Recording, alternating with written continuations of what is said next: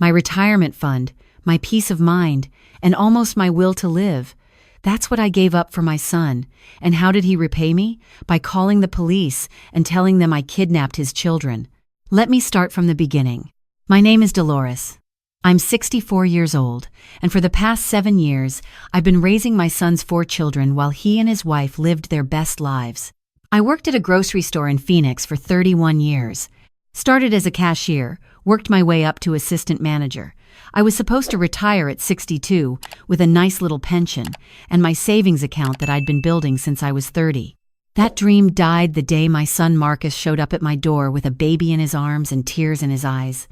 Have you ever felt trapped by your own love for someone? Where are you from? Maybe you understand what I'm about to tell you. Marcus was always my difficult child. His older sister Janine moved to Seattle after college, got married to a wonderful man, and visits me twice a year. She calls every Sunday. She sends me flowers on Mother's Day. Marcus only called when he needed something. But he was still my son. And when he stood on my porch that November evening in 2017, holding 6-month-old Kaylee and crying about how his wife Brittany had postpartum depression and couldn't cope, what was I supposed to do? I took the baby. Of course I took the baby. Just for a few weeks, he said. Just until Brittany gets better. Those few weeks turned into months. Then Brittany got pregnant again. Then again. By 2024, I had 4 children living in my 3-bedroom house in Mesa. Kaylee was 7, Tyler was 5, Madison was 3, and little Oliver was 18 months old. 4 children, all under my roof, all depending on me for everything. And where were Marcus and Brittany during all this? They lived in a nice apartment in Scottsdale, about 40 minutes away. Marcus worked in car sales, and Brittany worked part-time at a nail salon when she felt like it. They came to visit maybe once a month. Sometimes they'd take the kids for a weekend, but they always brought them back early. The kids are too much work, Marcus would say, dropping them off on Sunday morning instead of Sunday night. Brittany needs her rest. What about my rest? What about my retirement? What about the trip to Italy I'd been planning for 15 years? I never said any of this out loud. I just smiled and took the children and told myself it was temporary. I was a fool. The morning everything changed, started like any other Tuesday. I woke up at 5:30 to get the kids ready for school and daycare. Kaylee needed her hair braided. Tyler couldn't find his shoes. Madison had wet her bed again. Oliver was screaming because he was teething. I made breakfast. Scrambled eggs and toast. Nothing fancy, but it was hot and filling. Mom, can I have chocolate milk? Kaylee asked. We're out of chocolate syrup, sweetheart. Regular milk today. But I want chocolate milk, Tyler whined. I said we're out. I don't want eggs, Madison announced, pushing her plate away. I want pancakes. There's no time for pancakes. Eat your eggs. I hate eggs. I closed my eyes and counted to 10. Then I counted to 20. By the time I got to 30, Oliver had thrown his sippy cup on the floor and Tyler was crying because Madison hit him. It was 6:15 in the morning. I got everyone dressed, loaded them into my 15-year-old minivan, and started the morning route. First stop was Madison's daycare. Then Oliver's babysitter. Then the elementary school for Kaylee and Tyler. By 8:30, I was finally alone. I had 6 hours before I needed to pick everyone up again. 6 hours to clean the house, do laundry, go grocery shopping, and maybe, just maybe, sit down for 5 minutes. My phone rang as I was loading dishes into the dishwasher. It was Marcus. Hey, Mom. You busy? I looked around my destroyed kitchen. Busy? No, I'm just standing here doing nothing. The sarcasm went right over his head. Great. So listen, Brittany and I have some news. My stomach dropped. I knew that tone. I knew what was coming. Please, I thought, please don't say it. We're pregnant again. Isn't that amazing? Baby number 5. I gripped the counter so hard my knuckles turned white. Marcus, I said slowly, you already have 4 children you don't take care of. What? Mom, we take care of them. They live with me. I feed them, clothe them, take them to school, help with homework, take them to doctor's appointments. When was the last time you even saw them? We were just there 2 weeks ago. You stayed for an hour and didn't even change Oliver's diaper. Mom, why are you being like this? I thought you'd be happy. You love being a grandma. I do love being a grandma. What I don't love is being a full-time parent at 64 years old while you and Brittany go to concerts and take vacations." There was a long pause. "You know what, Mom? Forget I called. I thought you'd be supportive, but clearly I was wrong. Brittany's really upset now. Thanks a lot." He hung up. I stood in my kitchen, phone still pressed to my ear, and something inside me cracked. It wasn't a dramatic shattering. It was more like ice breaking on a lake in spring. Slow, inevitable, final. I was done. For 7 years, I had sacrificed everything for my son and his family.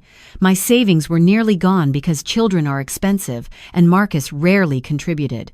My health was suffering because I couldn't find time to go to the doctor. My house was falling apart because I couldn't afford repairs. I hadn't seen my friends in months. I hadn't been to church in weeks. I hadn't slept through the night in years. And now there was going to be another baby. Another child that would end up in my care, while Marcus and Brittany complained about how hard their lives were. No. I sat down at my kitchen table and made a decision. I called my daughter Janine in Seattle. "Hey, Mom, what's up? I need your help." The next 3 weeks were a blur of secret planning. Janine flew down one weekend and we sat together at a coffee shop, mapping out my escape. Because that's what it was. An escape. I was a prisoner in my own life, and I needed to get out. Here's what we figured out. I would move to Portland, Oregon. Janine had a friend there with a rental property that was available. It was small, just a 1-bedroom apartment, but it was mine. Janine would help me with first and last month's rent until I could find a part-time job. "But what about the kids?" Janine asked, stirring her latte. I stared at my coffee. That was the part that killed me. Those 4 children weren't my responsibility, but I loved them. I had raised them. Kaylee called me Mama D.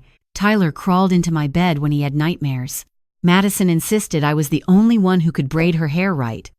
Oliver said my name before he said Mama or Dada. How could I leave them? But how could I stay? "I'll talk to Marcus," I said finally. "I'll give him a deadline. Either he steps up as a parent, or I'm gone and he'll have to figure it out. And if he doesn't step up, then maybe CPS getting involved is exactly what those kids need. Maybe they'll end up with a foster family who actually wants them, or maybe Marcus will finally be forced to grow up." Janine reached across the table and squeezed my hand. "Mom, you've given enough. More than enough. You deserve to live your own life." I cried in that coffee shop. I cried for all the years I'd lost. I cried for the grandchildren I loved but couldn't keep carrying. I cried for the son I'd apparently raised wrong. I gave Marcus 2 weeks. I called him the day after Janine left and told him plainly, "I'm done. You have until December 15th to make arrangements for your children. I'm moving and I'm not taking them with me." "You can't do that. You can't just abandon them." "I'm not abandoning them. I'm giving them back to their parents. You. Their father. Remember? Mom, this isn't fair." "Fair? You want to talk about fair? I've spent my entire retirement raising your children. I've spent over $40,000 of my savings on diapers and food and clothes and school supplies. I have arthritis in my knees from carrying Oliver up and down stairs. I take blood pressure medication now because of stress. Don't talk to me about fair." Marcus was silent. "December 15th, I said. "Figure it out." I hung up. The next 2 weeks were awful. Marcus called me every day, alternating between begging and threatening. Brittany sent me long texts about how I was ruining their lives. They showed up at my house one evening and screamed at me in front of the children. "You're a terrible mother!" Brittany shrieked. "What kind of grandmother abandons her grandkids?" "The kind who's been doing your job for 7 years, I said calmly. "Please leave. You're scaring the kids." Kaylee was crying. Tyler had his hands over his ears. Madison was hiding behind the couch. Oliver was wailing in his crib. "This is all your fault," Marcus shouted. "You spoiled us, and now you're punishing us for it." That stopped me cold, because there was truth in it. I had spoiled Marcus. I had always bailed him out, always fixed his problems, always made his life easier. And now he couldn't function as an adult because I'd never let him learn how. "You're right," I said quietly. "I did spoil you. And I'm sorry for that, but I can't keep doing it. I'm 64 years old, Marcus. I'm tired. I need to live whatever years I have left for myself." "So you're just going to let our kids go into foster care?" I looked him dead in the eyes. That's up to you. You're their father. Act like it. December 15th came. Marcus and Brittany hadn't made any arrangements. I knew they wouldn't. They were calling my bluff. Except I wasn't bluffing. On December 16th, I loaded my car with everything I could fit. Clothes, photos, important documents, my mother's china that had been sitting in boxes in the garage for 20 years, a few books I couldn't leave behind. Janine had hired a moving company to come the next day for the furniture I was keeping. Everything else I was leaving behind. The children watched me pack with confused eyes. Kaylee, smart as a whip, knew something was wrong. "Mama D, where are you going?" I knelt down to her level and took her hands in mine. "I have to go away for a while, sweetheart." "Why?" "Because I need to take care of myself. I've been sick, and I need to rest." It wasn't entirely a lie. I was sick. Sick in my heart, sick in my soul, sick of being taken for granted. But who's gonna take care of us? Your mommy and daddy. They're your parents, baby. They love you. Kaylee's lip trembled. But they don't know how to make my hair pretty like you do. I pulled her into a hug and held her tight. Then I hugged Tyler and Madison and kissed Oliver's chubby cheeks. I told them I loved them. I told them to be good. I told them I would see them soon. I didn't know if that last part was true. At 10 o'clock that morning, I called CPS. I reported that 4 minor children had been abandoned at my address. I gave them Marcus's name and phone number. I told them I was the grandmother and I was no longer able to provide care due to health reasons. Then I got in my car and drove away. I was 3 hours into my drive to Portland when my phone started blowing up. Marcus, Brittany, unknown numbers. I pulled over at a rest stop and checked my messages. "Mom, the police are here. What did you do? You called CPS on us? Are you insane?" "Mrs. Delgado, this is Officer Reynolds from the Mesa Police Department. We need to speak with you regarding your grandchildren." I turned off my phone. I sat in that rest stop parking lot and cried until I had no tears left. Then I got back on the highway and kept driving. I spent that first night in a motel in Bakersfield. I barely slept. I kept seeing Kaylee's face, hearing her ask who would do her hair. I kept feeling Oliver's little arms around my neck. Had I done the right thing? I didn't know. I still don't know. But I knew I couldn't go back. I was broken. And if I tried to keep going, I would die.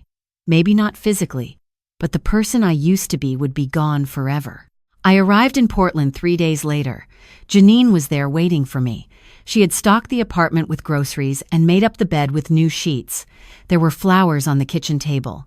"Welcome home, Mom," she said, hugging me. Home. I hadn't felt at home anywhere in 7 years. The first month was hard. I felt guilty constantly. I barely ate. I couldn't sleep. I jumped every time my phone rang. I learned what had happened through Janine, who got information from family friends back in Arizona. CPS had taken the children.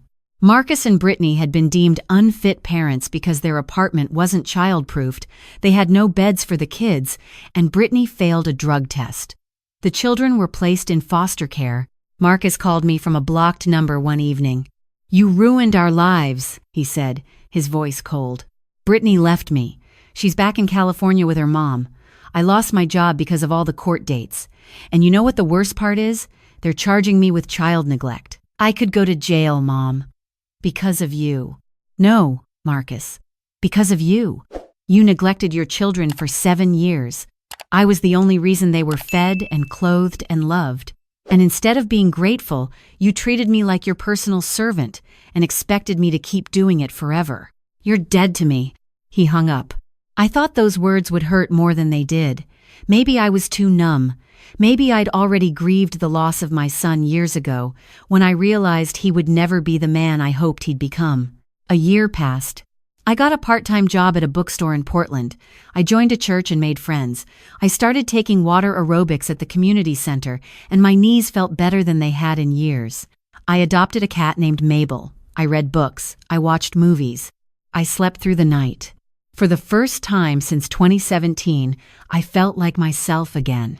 Then, one spring afternoon, I got a letter. It was addressed to me in shaky handwriting. The return address was an apartment in Tempe, Arizona. I didn't recognize it.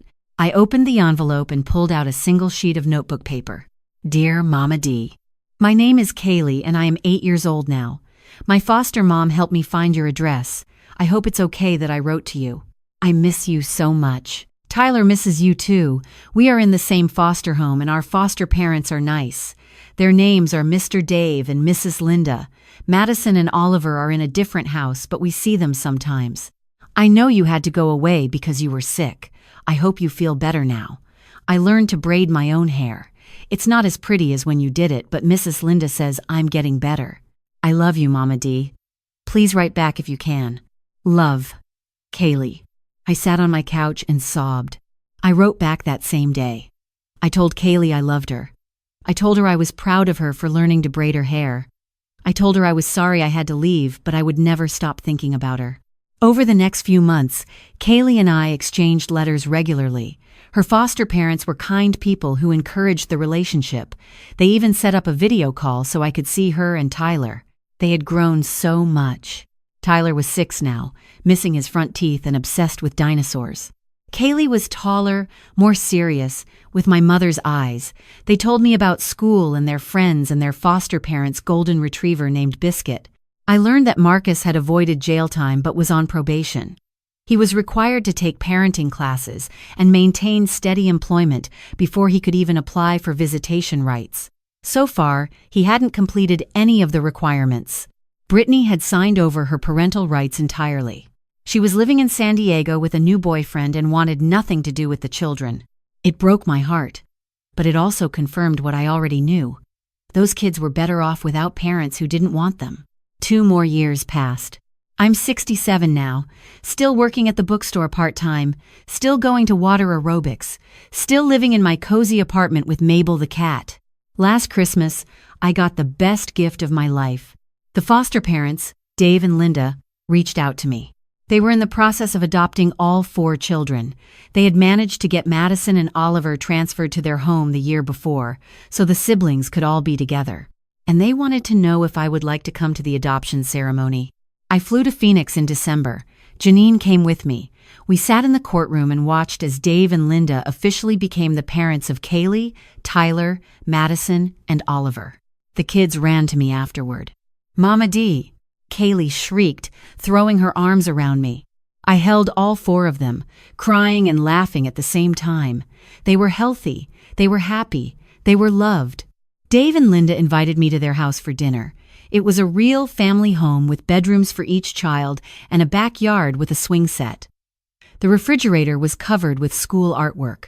The shelves were full of books and family photos. There was even a picture of me on the mantel. She talks about you all the time, Linda told me, nodding at Kaylee. You gave those kids a foundation of love. We're just building on what you started.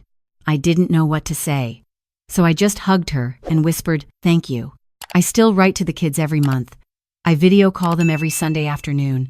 I fly down for birthdays and holidays when I can. I'm Mama D, their grandmother who loved them when no one else could. I'm not their full-time caregiver anymore. I'm not exhausted and broken and bitter. I'm just their grandma. And Marcus? I haven't spoken to him since that phone call. I heard through the grapevine that he moved to Texas and is working at some used car lot. I don't know if he ever finished his parenting classes. I don't know if he ever tried to see his children. Part of me hopes he's changed. Part of me knows he probably hasn't. But that's not my burden to carry anymore. I'm 67 years old. I have maybe 20 good years left if I'm lucky, and I intend to spend them living my life, reading books in my favorite coffee shop, playing with my cat, swimming at the community center, visiting my granddaughter in Seattle, being Mama D to 4 beautiful children who know, without a doubt, that I love them. Setting boundaries isn't selfish. Walking away from people who drain you isn't cruel. Taking care of yourself isn't abandonment. It's survival. If you're watching this and you're in a situation like mine, please hear me. You are not obligated to destroy yourself for people who won't lift a finger to help themselves. You are not a bad person for having limits. You are not selfish for wanting to live your own life. You matter. Your health matters.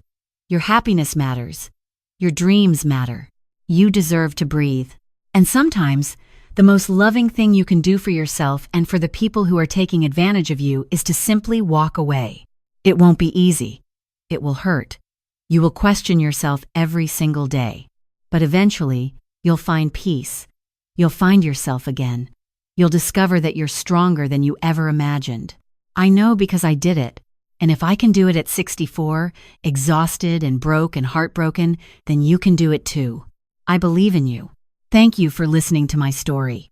If it touched you, please like this video and subscribe to Crystal Revenge for more stories about boundaries, family, and finding your way back to yourself. And if you have a story to share, leave it in the comments below. I read every single one. Take care of yourselves. You deserve it.